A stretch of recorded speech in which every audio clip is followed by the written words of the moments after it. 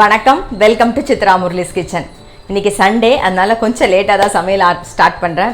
இன்றைக்கி என்ன ரெசிபி பார்க்க போகிறோம் அப்படின்னா, லெமன் ரசம், அப்புறம் ஆப்பிள் கூட்டு, ஆப்பிள் தொகையல், இதுதான் நம்ம இன்றைக்கி பார்க்க போகிறோம். நான் அதுக்கு வந்து ஃபஸ்ட்டு என்னென்ன பண்ணியிருக்கேங்கிறத சொல்லிடுறேன். ரசத்துக்கு வந்து பருப்பை வந்து வேக வச்சு ரெடியாக வச்சுருக்கேன். பாருங்கள், பருப்பு கொஞ்சம் மஞ்சள் பொடி போட்டு பருப்பு வந்து ரெடியாக இருக்குது. அதே மாதிரி கூட்டுக்கு வந்து பாசிப்பருப்பு லைட்டாக வறுத்துன்ட்டு வாசனை வர வரைக்கும் வறுத்துன்ட்டு வேக வச்சு வச்சுருக்கேன். ஸோ எல்லாமே ரெடியாக இருக்குது. என்ன பண்ண போகிறோங்கிறத சொல்கிறேன். நான் முதல்ல வந்து ரசத்துக்கு கொஞ்சம் வேக வச்சு, ரசத்துக்கு வந்து ஒரு துண்டு இஞ்சி வந்து நசுக்கி போட்டிருக்கேன். ஒரே ஒரு பச்சை மிளகாய் கீரி போடுவோம். அப்புறம் கொஞ்சம் மஞ்சள் பொடி,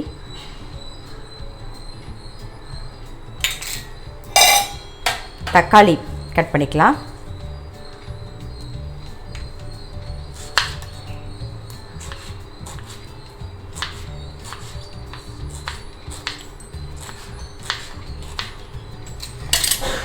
ஸோ தக்காளி,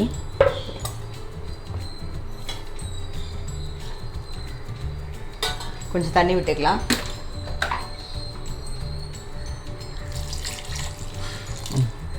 இப்போ இதை வச்சுட்டு நல்லா கொதிக்கட்டும். சிம்மில் வச்சுருவோம். அடுத்தது கூட்டுக்கு வந்து ஆப்பிளை வந்து நான் 2 ஆப்பிள் போட போகிறேன். கூட்டுக்கு 2 ஆப்பிள் அலம்பி வச்சுருக்கேன். இது தோலை சீவிட்டு கட் பண்ணிக்கலாம்.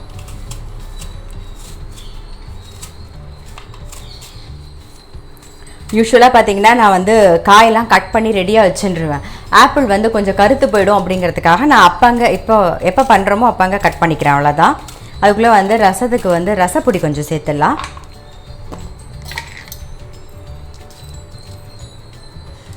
கொஞ்சம் ரசப்பொடி எல்லாம் சேர்ந்து கொதிக்கட்டும்.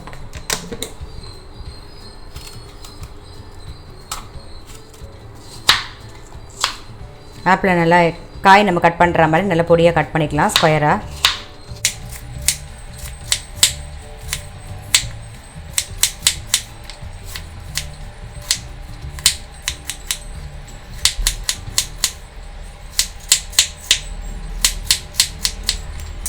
இதில் பார்த்தீங்கன்னா பாசிப்பருப்பு, கொஞ்சம் ஒரு கட்டி பெருங்காயம், கொஞ்சம் உப்பு போட்டு வேக வச்சுருக்கேன். பாசிப்பருப்பை லைட்டாக வாசனை வரைக்கும் வறுத்துன்ட்டு அதுக்கப்புறமா ஊற வச்சுட்டு அதுக்கப்புறம் வேக வச்சுருக்கேன். நான் கொஞ்சம் தண்ணி விட்டுக்கலாம்.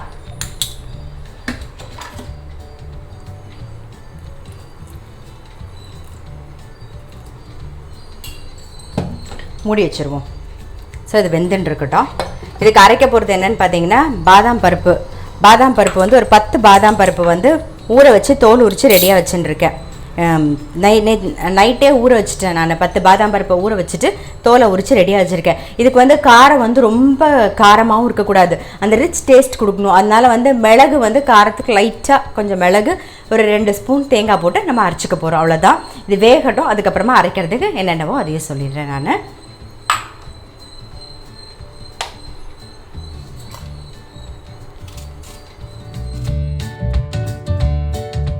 சாதமும் வச்சிடலாம். நான் வந்து 1 கப் அரிசிக்கு 3.5 கப்பு தண்ணி விட்டுருக்கேன்.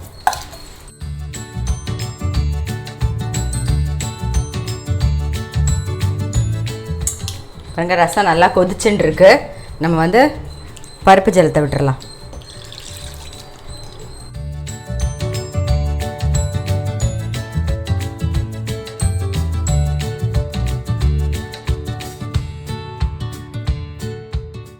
இன்னும் உப்பு போடலை, தேவையான உப்பு போட்டுக்கலாம். கொஞ்சம் கருவேப்பிலையை போட்டுருவோம். நல்லா பொங்கி வரும்போது ஆஃப் பண்ணிவிட்டு கொஞ்சம் ஆறுனதுக்கப்புறம் லெமன் புழிஞ்சிக்கலாம். ரசம் பொங்குறதுக்குள்ளே கூட்டு கரைச்சிக்கலாம். பாருங்கள், காரத்துக்கு வந்து மிளகு, அப்புறம் 10 பாதாம் பருப்பு, ஒரு 2 ஸ்பூன் தேங்காய் போதும், அதுக்கு மேலே தேவையில்லை. ஸோ இதை அரைச்சின்னு வந்துடலாம். கொஞ்சம் ஜீரகம், ஸோ கொஞ்சம் மிளகு போட்டிருக்கோம், கொஞ்சம் ஜீரகம், பாதாம் பருப்பு ஒரு 10, 2 ஸ்பூன் தேங்காய், இதை வந்து அரைச்சி எடுத்துன்னு வந்துடலாம். கூட்டுக்கு வந்து அரைச்சி எடுத்துன்னு வந்தாச்சு. ரசமும் பொங்கிடுத்து நான் ஆஃப் பண்ணிட்டேன். அதுக்கு தாளிக்க தான் தாளிக்கணும், நாம் தாளிச்சிருவோம் அதையும். நாம்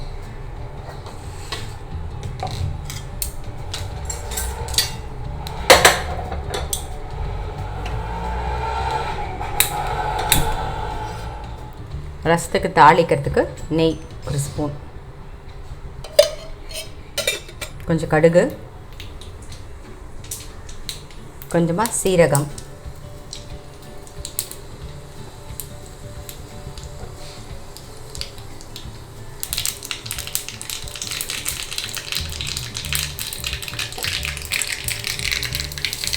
கொஞ்சம் கருவேப்பிலை.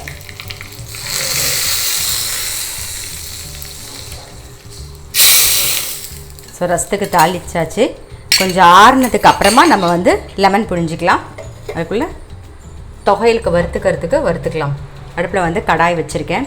இந்த பக்கம் வந்து பார்த்திங்கன்னா இப்போ தான் இன்னும் கொஞ்சம் வேகணும். ஆப்பிள் வந்து வெந்துன்னு இருக்குது, கொஞ்சம் வேகட்டும். அதுக்குள்ளே இதில் ஒரு ட்ராப் எண்ணெய் விட்டு போனாமா.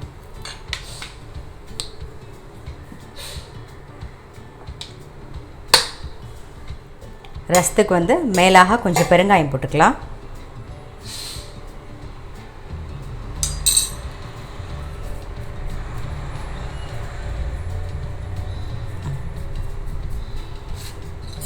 மிக்ஸ் பண்ணிவிடுவோம். அவ்வளோதான். ஆறுனதுக்கப்புறம் லெமன் புழிஞ்சிக்கலாம்.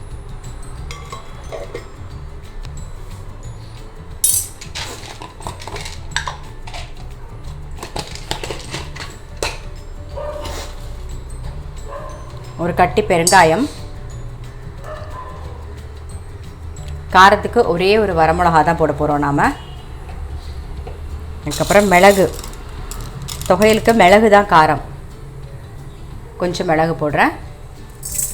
ஒரு அரை ஸ்பூன் போட்டுக்கலாம். அப்புறம் எப்பயும் போல் உளுத்தம்பருப்பு, நல்லா ஒரு கைக்கு உளுத்தம்பருப்பு போட்டுக்கலாம்.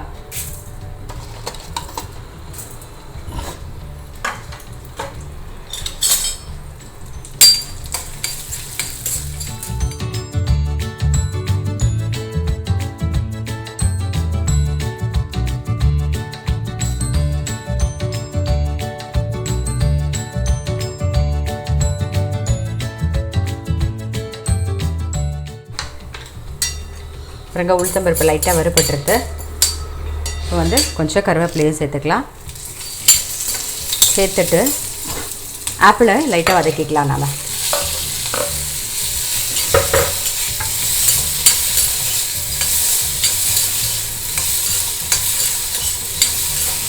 பாருங்க, சின்ன நெல்லிக்காய் சைஸில் புளி போட்டுக்கலாம். நம்ம பிச்சு போட்டுருங்க. அதில் அதுவும் வதங்கிட்டோம்.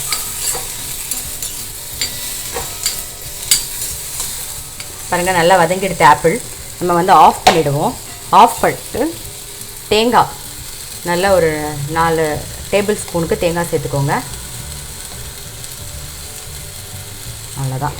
மிக்ஸ் பண்ணிவிடுவோம். ஆறுனதுக்கப்புறமா நம்ம இதை அரைச்சிக்கலாம். இந்த பக்கம் பார்த்திங்கன்னா ஆப்பிள் நல்லா வெந்துடுத்து, கூட்டும் ரெடி ஆகிடுது. அதுக்கு வந்து அரைச்சி வச்சுருக்கோம் இல்லையா, அந்த பேஸ்ட்டை சேர்த்துடலாம். நம்ம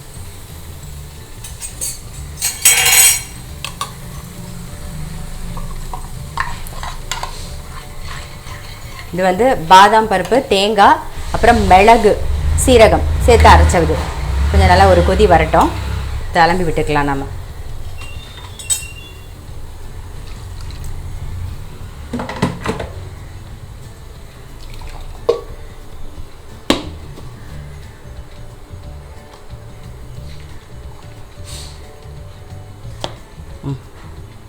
இன்னும் நம்ம உப்பு போடலை, ஸோ உப்பையும் சேர்த்துடலாம்.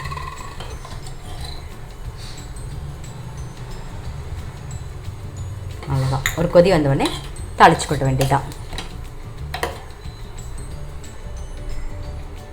தொகையலுக்கு வந்து ஆறின் இருக்குது. இந்த பக்கம் பார்த்தீங்கன்னா கூட்டு நல்லா கொதிச்செடுத்து நம்ம வந்து ஆஃப் பண்ணிவிடுவோம். தாளிக்கிறதுக்கு வந்து தேங்காய் எண்ணெய் ஒரு ஸ்பூன் விட்டுக்கலாம். பச்சை தேங்காய் எண்ணெய் மேலாக ஒரு ஸ்பூன்.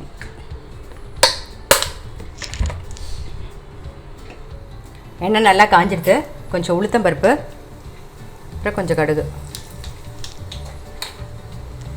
கொஞ்சம் சீரகம்,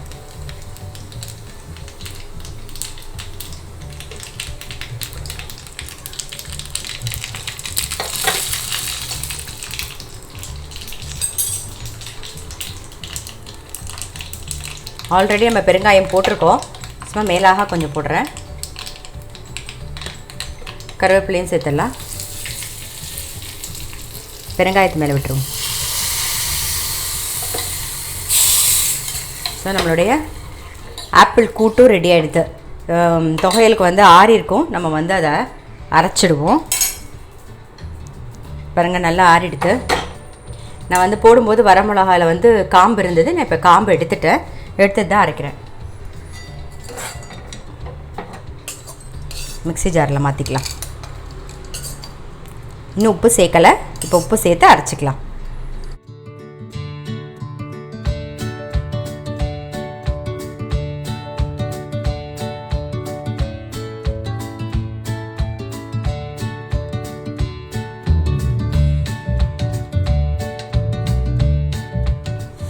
ஸோ இன்றைக்கி என்ன ரெசிபின்னு பார்த்துருப்பீங்க.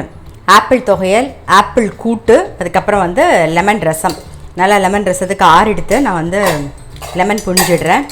இந்த ஆப்பிள் கூட்டும் ஆப்பிள் தொகையிலும் வந்து ரொம்ப ரிச் டேஸ்ட்டில் இருக்குங்க. செம்ம நல்ல ரொம்ப டேஸ்ட்டாக இருக்கும். நீங்கள் சொன்னால் தான் தெரியும். நீங்கள் சமைச்சு முடிச்சுட்டு சாப்பாடு போடும்போது நீங்கள் சொன்னால் மட்டும்தான் தெரியும் உங்களுக்கு ஆப்பிளில் வந்து நீங்கள் தொகையில் அரைச்சிருக்கீங்க, ஆப்பிளில் கூட்டு பண்ணியிருக்கீங்க.